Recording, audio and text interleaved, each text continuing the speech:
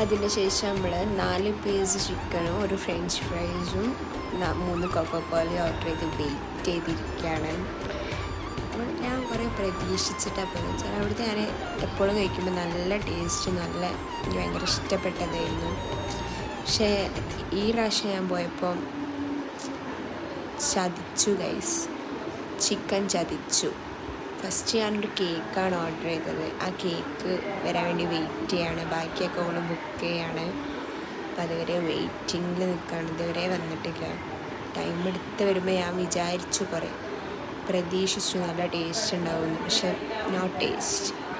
Taste കാണിച്ചു തരാം നിങ്ങൾക്ക് എന്താ സംഭവിച്ചത്. ഇതുവരെ ഒന്നും എത്തിയില്ല.